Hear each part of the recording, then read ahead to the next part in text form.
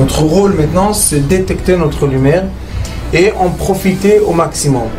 Et quand on a un plaisir ou un désir, la porte s'ouvre encore plus grand. Comprenez, c'est quoi la lumière? Lumière, amour. C'est pas important qui tu es, où tu es, comment tu es. Dieu t'aime.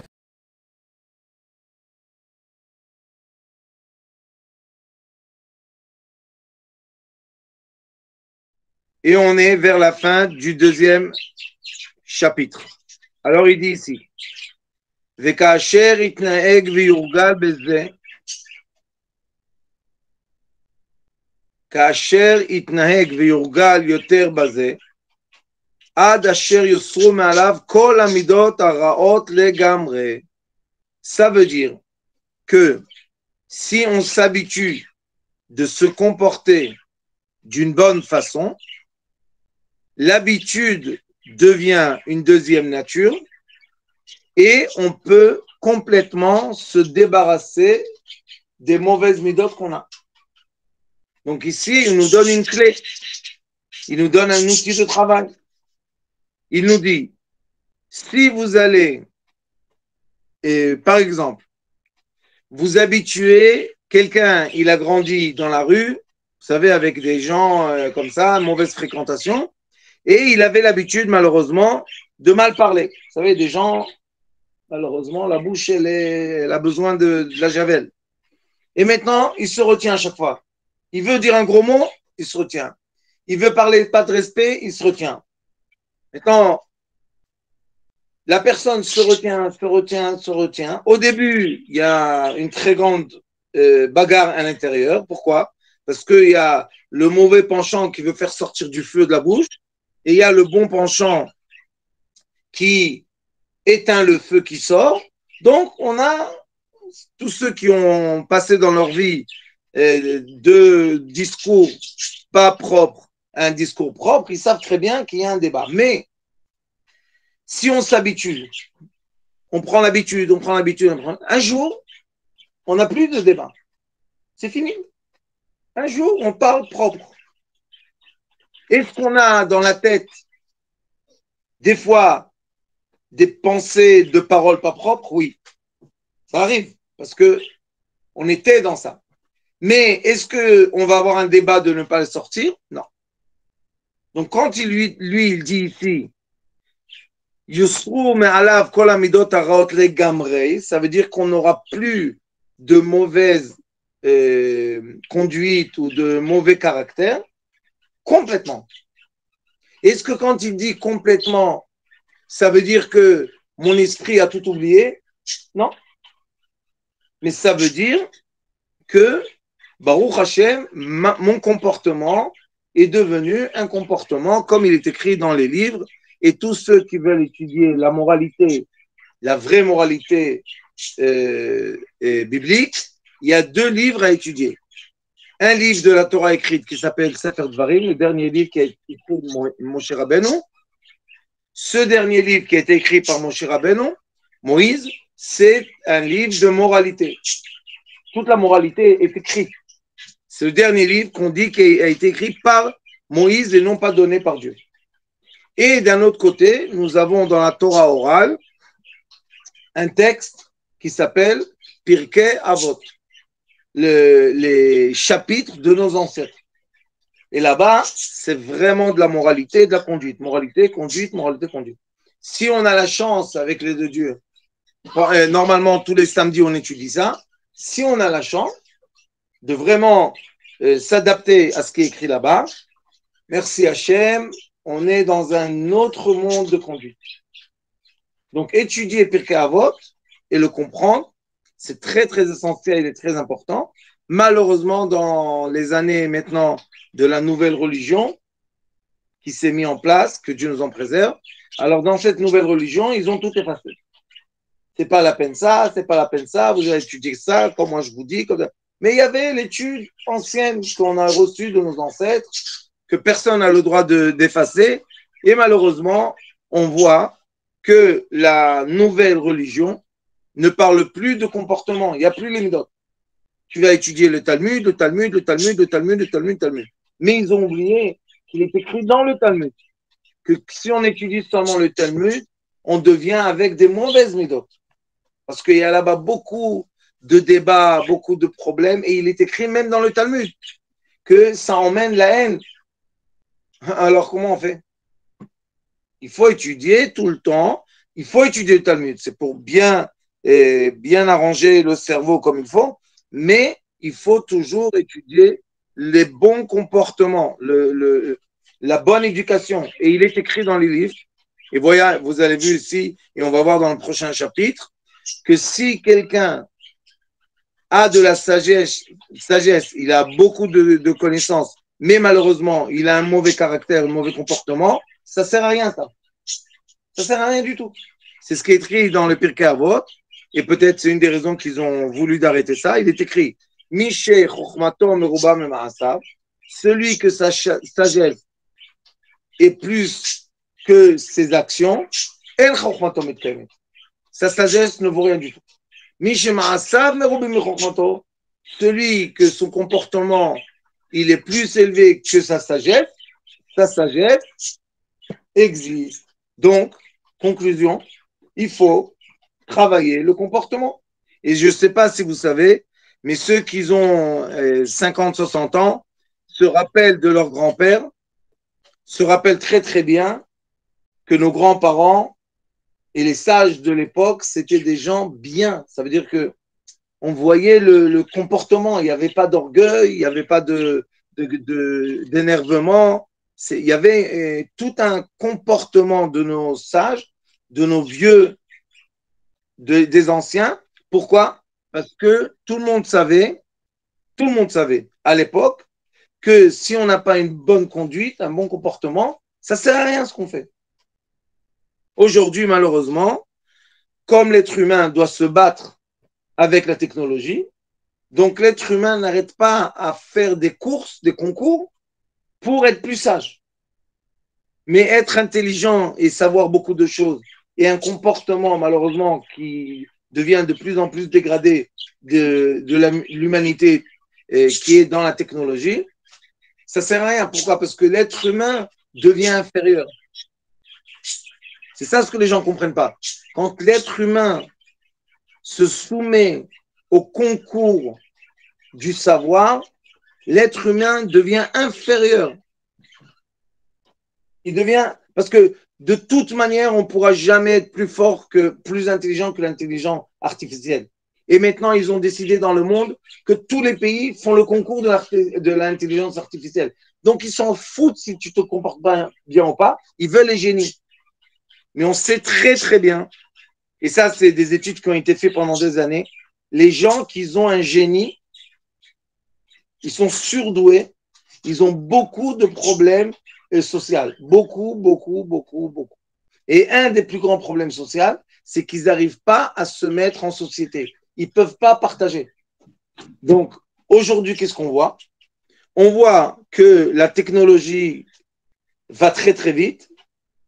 Et tout le monde, malheureusement, c'est devenu de la folie. Le concours à la technologie. Comment un être humain peut faire un concours avec un logiciel d'intelligence artificielle? C'est impossible. L'intelligence artificielle, maintenant qui a été partagée pour le public ouvert, les gens deviennent dégradés. Ça veut dire qu'ils se disent, mais c'est pas possible. On est devenu quoi? On est devenu de la poussière. Exactement. Sauf qu'une chose. Nous avons un comportement. L'intelligence artificielle n'a aucun comportement. Même les nouveaux robots qu'ils ont fait, Elon Musk, il a fait un robot de femme qui vraiment embrasse et enlace et fait l'amour, mais on lui enlève la perruque, on voit un ordinateur dedans. Donc c'est pas, elle peut pas, même pas, vous savez que quand on a un acte d'approchement entre un homme et une femme, il y a dans la salive des hormones qui passent. Elle n'a pas de salive. Donc il n'y a pas d'hormones qui passent. Alors qu'est-ce qu'il y a là-bas? Il y a un être humain malheureusement qui s'est dévalorisé et qui préfère ne pas faire d'efforts d'être humain, de comportement, d'être galant, de faire la cour à la femme, lui parler comme il faut. Il préfère un acte. Un acte, il s'en fout. Moi, je veux dégager mes envies. Oui, mon frère, tu vas dégager tes envies, mais à la fin, je ne sais pas si vous savez, mais les gens demandent, sont dans le besoin de l'affection. Et l'affection ne sera jamais possible dans la technologie. Et c'est pour cela qu'on a vu déjà dans l'histoire, si on étudie l'histoire du monde, on voit que les empires qui sont montés, la première des choses qu'on a vues quand ils ont eu le royaume, c'est qu'ils ont arrêté d'avoir des sentiments vis-à-vis de leur prochain. Et on a vu il n'y a pas longtemps, malheureusement, 75 ans en arrière, on a vu que le royaume nazi est devenu des gens mécaniques. Ça veut dire ils faisaient des choses qu'on se dit mais c'est pas possible. Qui dit c'est pas possible? Qui dit c'est pas possible? C'est l'être humain sentimental qui dit c'est pas possible. Mais l'être humain qui a le concours de gagner du royaume, de l'argent, il dit bien sûr, quel est le problème? Je m'en fous. Je vais écraser les gens, je vais gagner de l'argent. Non, non, non, non, non. Vous savez qu'en Israël, il y a quelques années de cela, un événement qui a vraiment frappé les gens. Il y avait malheureusement, vous savez, il y a des gens ils volent au téléphone. Bon. Et il y a une personne qui a bien réussi. Ah, celui-là, vraiment, il savait arnaquer. Tout le monde lui a dit, ah, t'es un pro, t'es un truc.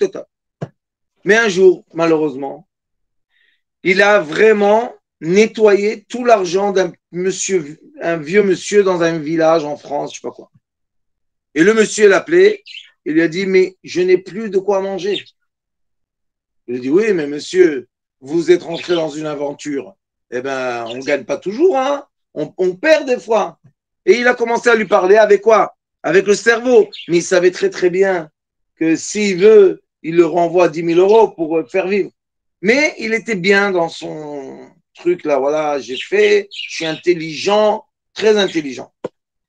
Alors le vieux monsieur, écoutez bien, ça va vous choquer, mais c'est une vérité. Il a dit, je vais me suicider. Il a dit, mais monsieur, ce n'est pas mon problème. Vous avez décidé de mourir, ce n'est pas mon problème. Qu'est-ce que vous voulez chez moi? Il a pris un fusil de chasse et en direct, il s'est mis une balle dans la tête. En direct. L'autre, il a entendu bon et le vieux monsieur est mort. Et malgré ça, il était choqué un peu, le pauvre. Le pauvre. Il était choqué. Quand même, ça a choqué. Ses copains, qu'est-ce qu'ils lui ont dit? Mais de quoi je me mêle? De toute manière, il serait tué. C'est un vieux idiot. Qu'est-ce que tu veux? Comprenez qu'est-ce qui s'est passé? Au lieu que la personne vraiment fasse tchouva, tu es arrivé à un stade qu'une personne te tue parce que tu lui as volé son argent. Rends-lui l'argent, fais quelque chose et un sentiment. Rien du tout. Donc, dans la rue, il y avait deux discours. Il y avait les gens qui disaient, mais on s'en fout. Qu'est-ce qu'on s'en fout? Il s'est flingué, des bêtises, des idiots. Il y avait les gens qui disaient, oh là, stop, stop. Qu'est-ce que c'est stop? Vous savez qu'est-ce qu'ils ont fait? Ils ont dit, il faut ralentir, il faut faire attention, on doit changer la technique, les gens, ils se sont mis en question, ils ont dit, hey, ça va trop loin là. Donc vous voyez que l'humanité se sépare en deux. Il y a une partie de l'humanité que malheureusement, vite pour le concours de l'argent, le concours des maisons, le concours de je ne sais pas quoi, sont prêts à voir les gens mourir à leurs pieds parce qu'ils n'ont plus de sentiments. Ils sont devenus comme les machines. Ils s'en foutent, ils veulent seulement les chiffres. Et il y a des gens dans l'humanité, merci Hachem, que c'est eux qui vont résister, c'est eux qui vont passer toutes ces périodes-là, qu'on est en pleine folie. C'est les gens qui ont les sentiments. Aujourd'hui, on se moque des gens qui ont les sentiments.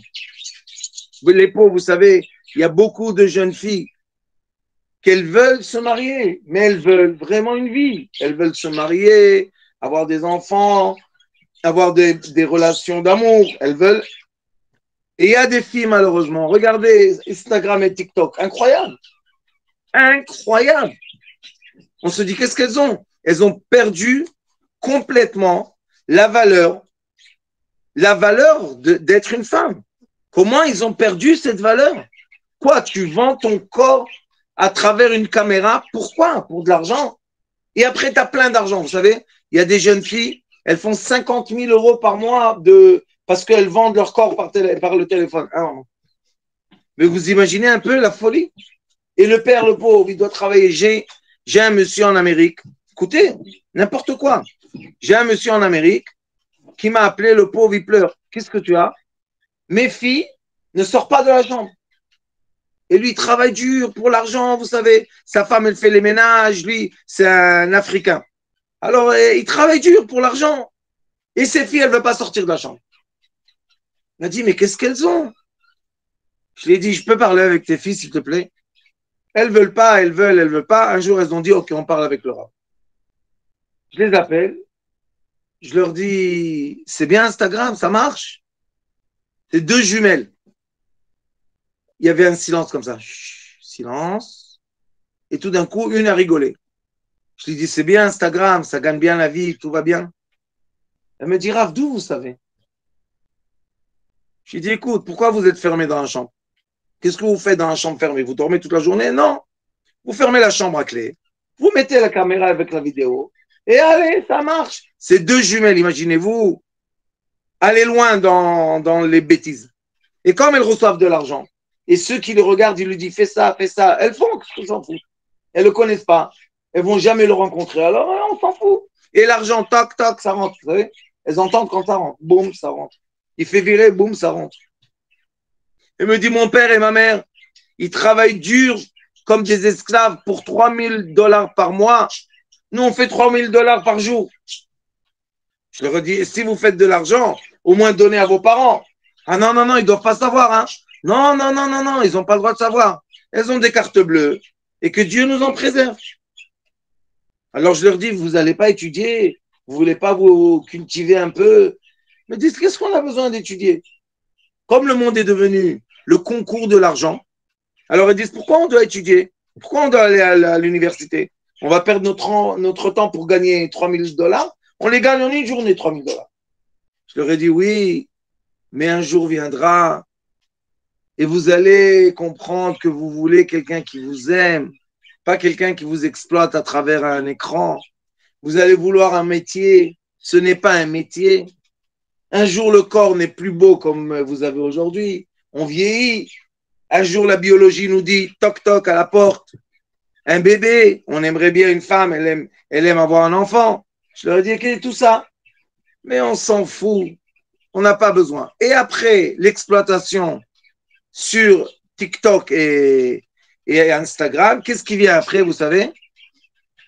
Bonjour les drogues.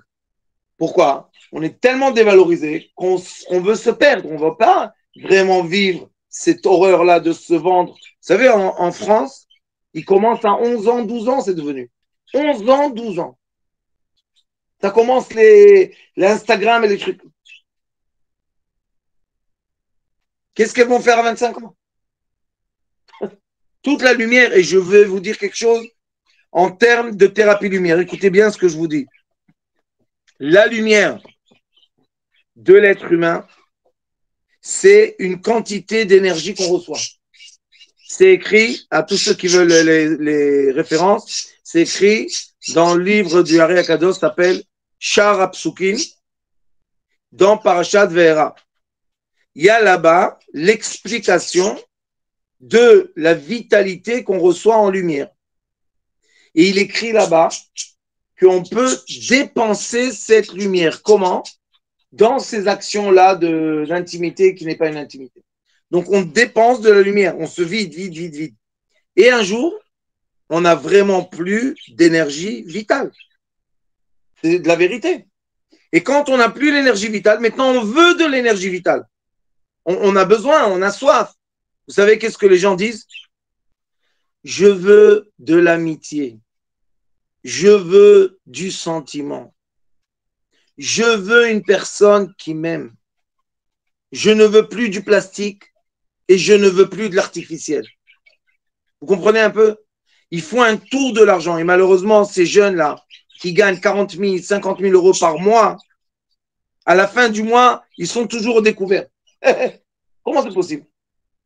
Parce que ce n'est pas de l'argent. C'est de l'énergie virtuelle. Ce n'est pas de l'argent, malheureusement. Ce n'est pas du vrai. Ce n'est pas quelque chose que j'ai travaillé pour ça. Elles ont vendu leur paroi qui les protège. Il faut comprendre ça.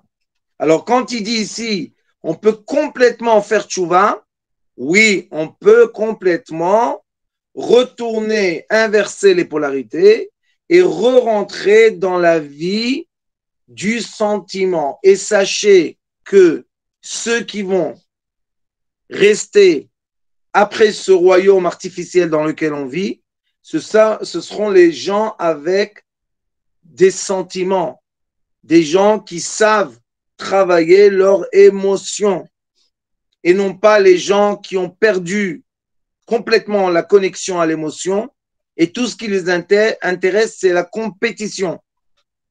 Je ne sais pas, peut-être Rabbi Nissiam ou Rabbi Moïse, ils vont me trouver quelque chose, Netanyel, entre émotion et compétition. Il doit y avoir là-bas un petit secret qui nous aide à passer de phase. Velo titave lahem nafsho klal. Et on arrive à un stade tellement fort de bonne éducation que notre vitalité, n'oubliez pas la nefesh, comme il est écrit dans la Torah, nefesh yachotet. C'est seulement ta vitalité qui faute, c'est seulement le nefesh. Ton esprit et ton âme ne fautent jamais parce que c'est de la lumière pure. Alors monte, grimpe. Et le jour que tu t'attaches à ta lumière, ta propre lumière, malgré que tu es passé par des choses horribles, tout ce que tu veux, mais dès que tu t'es attaché, c'est fini. Maintenant, ça s'appelle la liberté. Ça veut dire quoi la liberté? Je ne suis plus possédé par des forces extérieures. Fini. Merci Hachem. Ça arrive, hein? C'est un travail, mais c'est un jour qui arrive. Et on a tous passé par des choses pas sympathiques. Rav, celui qui te dit qu'il n'est pas passé par des choses comme ça, il ment. Tout le monde. Sauf qu'il y en a un qu'il s'est réveillé, qu'il n'en peut plus à l'âge de 10 ans. Il y en a, il a dit, j'en peux plus à l'âge de 50 ans. Il y en a, il a dit, j'en peux plus à l'âge de 13 ans. Chacun, il a sa montre, on appelle ça la montre biologique, la montre intérieure, qui dit, ça suffit, stop. Très bien. Ça suffit. On rentre maintenant dans une nouvelle vie, dans une nouvelle pensée. C'est normal. Qu'est-ce qu'il faut faire? Écoutez-moi bien, ceux qui font de la thérapie, il faut soutenir les gens qui sont complètement envahis par les technologies et par les choses pas bien, qui leur tuent leur caractère et en vrai, qui effacent leurs émotions. La seule remède est, si vous avez des enfants comme ça ou des gens que vous connaissez, la seule remède est aimez-les. Les aimer sans condition. Les remplir d'amour sans aucune condition. Écoutez-moi ce que je vous dis. Et si on les remplit d'amour, on les enlace dans nos bras. Mais je suis un méchant. Viens, méchant, viens. Je te prends dans mes bras. Je t'aime. Vous savez qu'est-ce qu'ils ont? Là, ils ont le deuxième côté. C'est pas que maintenant les pauvres ils ont été jetés dans un puits. Non, il y a une main qui attend les montées du puits. Et là, la personne elle commence à avoir une réflexion. Elle dit, ah, il y a quelqu'un qui m'aime. Oui, alors je vais le tester. Vous savez qu'est-ce qu'il dit le mauvais penché? Teste-le. Pourquoi il t'aime? Il t'aime pas du tout. C'est tout des intérêts. Il veut ton argent, il veut ton corps, il veut ton truc. Non, non. À Ava, comme c'est écrit, écoutez bien, dans les Pirkei Avot, dans les chapitres de nos sages, Ava sheina tluya bedavar. L'amour qui dépend de rien. C'est quoi l'amour qui dépend de rien? De rien. Regardez, demandez Rabbanit Lina. Combien de gens, Baruch Hashem, qu'on aide et tout. Vous savez, il y a des gens, et quand on fait une consultation, ils donnent de l'argent. Et il y en a, je sais que quand ils payent, c'est comment dire, ça leur abîme l'amour. qui dépend de rien. Alors, qu'est-ce que je fais? Je leur dis, soyez en contact avec moi sur WhatsApp. Et Baruch Hashem, je les soutiens. Rabbanit Lina, elle ne sait même pas qu'on parle au téléphone. Pourquoi? Parce que je sais très bien que dès qu'ils entendent l'argent, ils disent, ah, lui, il est là pour l'argent. Mais on n'est pas là, nous, pour l'argent. On est vraiment là, vraiment pour faire le travail avec Akadosh Baruch Hu. Ça y est, on était riches, on est devenu pauvres, on a tout compris. Tout va bien. C'est pas la richesse, c'est pas ce que tu as dans la banque qui compte. C'est ce que tu as dans ton cœur qui compte. Alors, chacun de nous, qu'on connaît quelqu'un à côté de nous qui est dans le puits, il ne faut pas juger. Parce que ça y est, il se juge lui-même, le pauvre. On ne veut même pas entendre ce qu'il pense de lui-même. Il faut l'aimer sans aucune condition. Et quand on l'aime comme ça, sans aucune condition, qu'est-ce qui se passe? On voit la fleur qui commence à s'ouvrir. Baruch Hashem. Et vous savez qu'est-ce qu'il dit le Zohar HaKadosh sur ça? Kashoshana ben achochim, ken ra'ayati ben abanot. Nous avons une rose qui est au milieu des épines, au milieu des herbes sauvages. Donc la rose, comme il y a plein d'herbes sauvages, on ne voit pas la rose. Elle est verte, quand elle est fermée, elle est verte. Donc on ne voit pas. Mais quand on l'ouvre, on l'arrose, malgré qu'il y a autour d'elle des choses. On l'arrose d'amour, encore de l'amour, hop, la rose, elle s'ouvre. Et quand s'ouvre la rose, dit le Zohar HaKadosh, on a et la couleur et l'odeur. Et l'odeur, c'est quoi? Un grand secret. C'est les phéromones. C'est quoi les phéromones? C'est les liens entre les êtres humains. C'est le lien émotionnel entre les êtres humains dépend des hormones et des phéromones. Mais quand on est avec des machines et avec des ordinateurs et avec des écrans, où est le lien d'hormones? Où? Et les gens ils arrêtent. Parce qu'ils ont l'habitude que les hormones ne font plus rien. Donc, ils dégagent plus d'hormones, malheureusement. Hein. Et vous savez que ceux qui ont la finesse de ressentir les êtres humains, il y a des êtres humains qui sont assis avec vous à table, on ne les ressent pas du tout. Eux, ils sont dans leur tête, l'argent, les mécanismes, les choses, et ça va vite. Ils ne dégagent plus d'hormones, que Dieu nous en préserve, sauf des hormones de très très base, basiques. Donc, ils n'ont plus de lien social.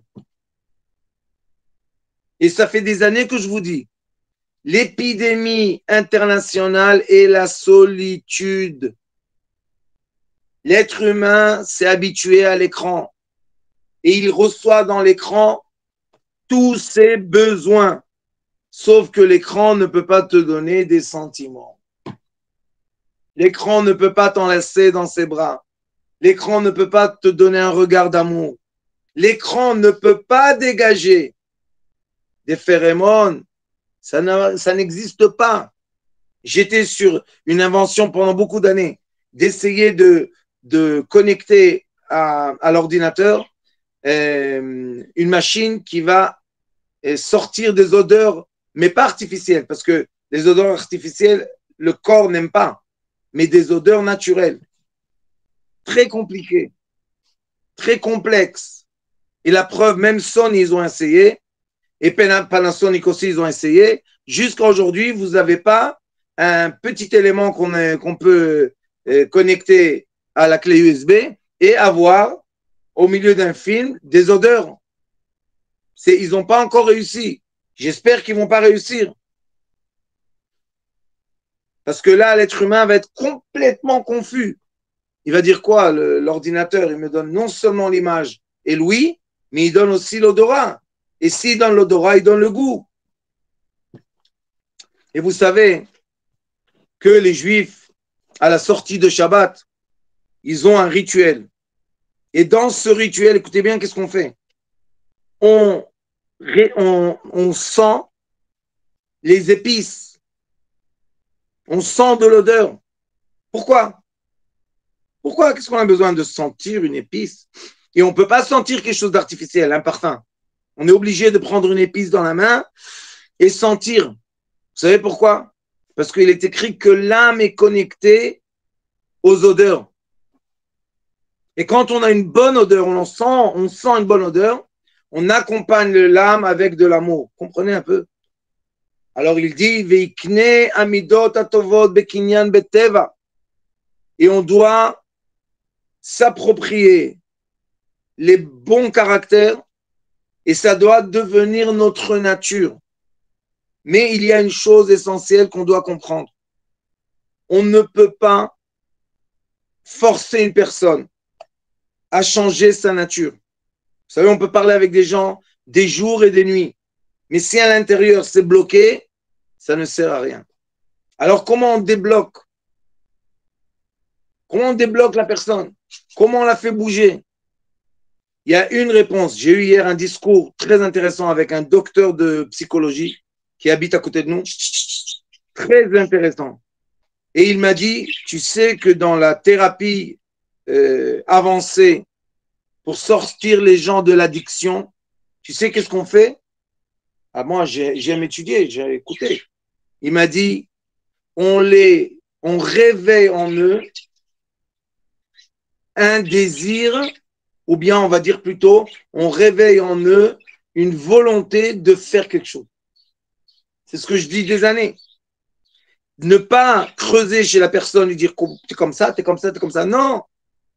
Comme les sages disent que la pensée, elle est en tour, elle est comme des wagons d'un train. Alors qu'est-ce que tu fais maintenant? Mets un bon wagon. Laisse-le tranquille. Qu'est-ce que tu lui dis? Qu'est-ce que tu as fait? Qu'est-ce que tu as dit? Non, ça c'est pas bien. Qu'est-ce qu'on lui dit? Qu'est-ce que tu aimes faire? Quelle est ta passion? Il y a beaucoup de gens, malheureusement, ils n'arrivent pas à trouver leur passion. Mais ceux qui arrivent à dire, ah, moi j'aime faire du sport. Fais du sport. Moi j'aime aller à la pêche. Va à la pêche. Moi j'aime danser. Danse. Et dès qu'on leur réveille leur passion, je vous dis quelque chose de très important. La passion est plus forte que l'addiction.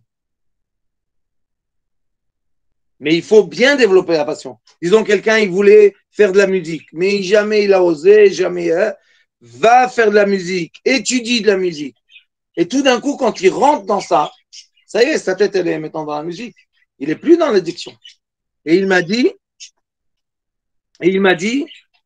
que en Amérique, vous savez, il a fait son doctorat en Amérique, il m'a dit que c'est un processus obligatoire quand il s'occupe de l'addiction.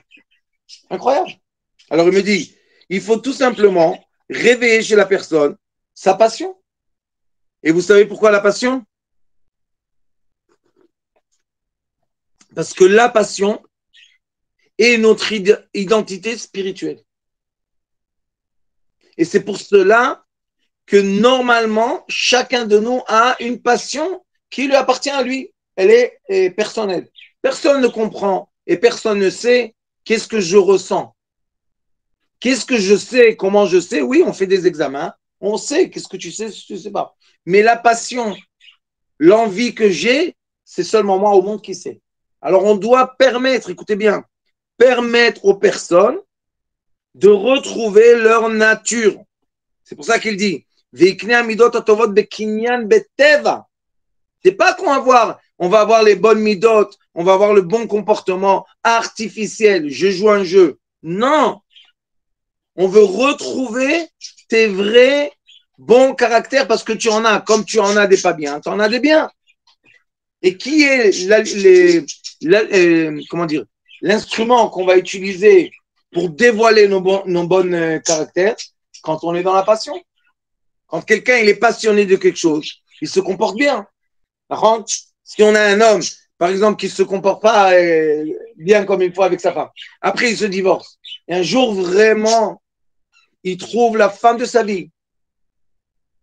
Tout d'un coup, on le voit parler bien, se comporter bien, donner du respect. Sa femme ancienne, elle dit, mais pourquoi avec moi il n'était pas comme ça? Parce qu'avec toi, il n'était pas passionné, avec elle, il est passionné. Même il y a des gens, je connais, des gens qui travaillent. C'est des nerveux, Ils aiment la pêche.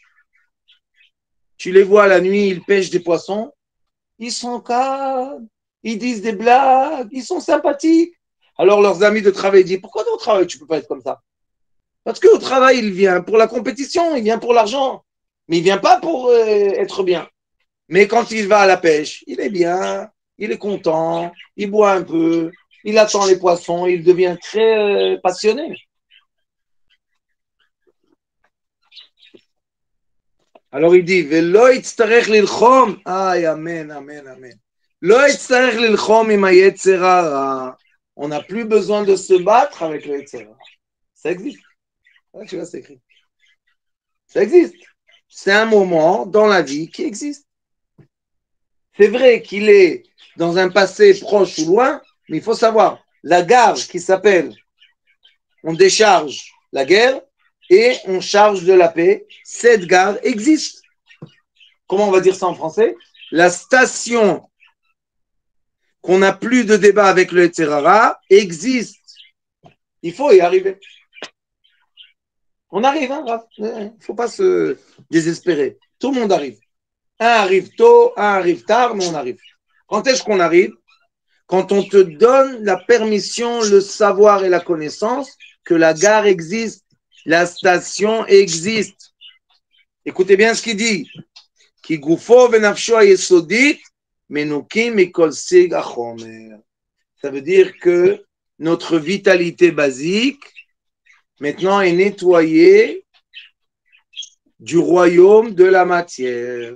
On n'est plus dans la compétition matérialisée. C'est bon. Est-ce qu'on arrête de manger? Non. Est-ce qu'on arrête d'être habillé? Non. Est-ce qu'on arrête l'acte de l'amour? Non. Ça s'appelle les besoins basiques. Mais qu'est-ce qu'on va nettoyer comme le Zohar HaKadosh dit?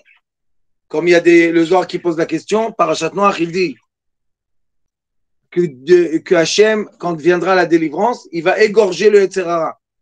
Alors le Zohar HaKadosh, tout de suite, il pose la question. Quoi, on va plus manger, on va plus dormir, qu'est-ce qui va se passer? Il dit, ma pitom, pas du tout. Ça sera le Yetzer Hara de l'imagination qui va égorger. Nos imaginations, nos folies, nos rêves, ça va être égorgé. Et là, on aura la paix, Baruch Hashem. On n'a plus des idées qui nous trottent dans la tête. Et c'est pour cela que le Zohar HaKadosh dit que les gens qui sont des pieux, toute leur vie est Shabbat. Toute la semaine est Shabbat. Tout le temps, c'est Shabbat. Pourquoi Shabbat? Parce que Shabbat, c'est un peu de sentiment de ce qui va se passer quand le Messie viendra. Est-ce qu'on doit attendre que le Messie vienne? Non. Aujourd'hui. Comment aujourd'hui? Quand on a compris qu'on doit redevenir émotionnel. Ressentir, être être en société et ressentir les gens. Oui, faire attention à ce qu'on dit, faire attention à ce qu'on fait, faire attention à ce qu'on mange. Oui. Et dès que je recrée des liens sociaux, je remets maintenant en question mes midot. Parce que quand on est dans les liens sociaux, on est obligé de sourire, parler bien. Alors, je retrouve mes sentiments, mes midot. Et Baruch Hashem, je peux les travailler. Dès que je les travaille, il y a un jour que j'arrive à la station. Le train il fait tout. On s'arrête, on décharge, Baruch Hashem, les égouts, on se charge d'eau propre. Et maintenant, le train, il fait un nouveau chemin. C'est quoi le nouveau chemin? Sachez, quand dans la structure de la vitalité, on étudie ça. Et maintenant, on a ouvert des nouvelles classes, si vous voulez venir à l'école étudier avec moi. Et le nouveau chemin est que maintenant, on a le libre arbitre. Quand j'ai le libre arbitre. Mais quand on a le libre arbitre, on a les deux côtés. Alors, c'est aussi un combat, mais ce n'est pas le même combat. Le premier combat, c'est que je suis complètement inférieur. Le combat maintenant, c'est que je suis à l'extérieur, je regarde la chose. Et quand je regarde la chose, comment je sais que je suis arrivé à la nouvelle station, j'ai la possibilité d'avoir le recul de ce qui se passe. Je ne réponds pas tout de suite. J'agis pas tout de suite. Parce que ça, je suis inférieur à mes instincts. Non, j'ai le recul. Je m'assois. Comme j'ai quelqu'un maintenant qui veut faire avec moi quelque chose, il m'a appelé. Je dis vite, vite, vite. Je lui ai dit non.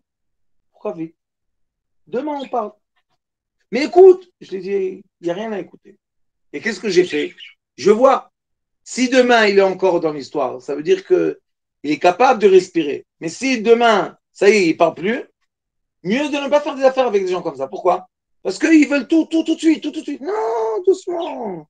On dit en portugais, calme, calme. Doucement. Et quand tu as le recul, ça veut dire que tu as la force et la possibilité de régner, de te régner toi-même. Je vais utiliser mon verre de thé pour vous donner une illusion de ça. Vous savez, il y a des enfants, des jeunes, on leur donne à boire, ça bouille, ça bouille. On leur dit, attends, que ça se refroidit. Ils mettent dans la bouche, ils se brûlent la bouche. Vous connaissez? Les gencives, la langue, ah, quel balagan. On leur dit, mais on t'a dit, attends, que ça se refroidit. Je ne pouvais pas, je voulais boire. Ah ouais, mon fils, tu as bu quelque chose de bouillant. Alors, qu'est-ce qu'on fait si on est intelligent, les parents? On leur met de l'eau froide dedans. Pourquoi? Parce qu'on sait qu'ils vont prendre le voir, ils vont prendre le verre, ils vont boire tout de suite. On sait.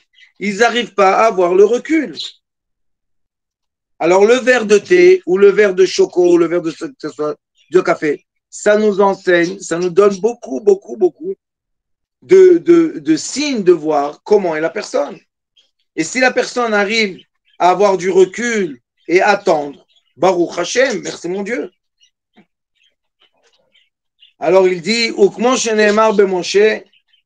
comme Dieu a dit à Moïse, Shal na'alecha me'al raglecha. Ça veut dire, tu dois enlever tes chaussures de tes pieds. Ça veut dire quoi, enlever les chaussures de mes pieds? Ça veut dire que je dois, on parle des chaussures en cuir d'avant, je suis obligé de me déshabiller de la peau. Ça s'appelle, quand on se déshabille de la peau, cette peau-là, on rencontre la fascia. La fascia est une peau qui couvre tous les muscles et les membres et les organes de notre corps intérieurement. Et il y a des massages spéciaux, ça s'appelle les massages profonds, qu'on masse la fascia. On masse pas le muscle, on masse la fascia et on décharge la fascia des souvenirs qui nous embêtent. Ça existe. Donc, sachez que c'est exactement ce qui est écrit ici. Shal na'alecha me'al raglecha. Que quelqu'un soit capable de nous pénétrer intérieurement sans que la peau l'empêche pour atteindre les degrés intérieurs de l'être humain.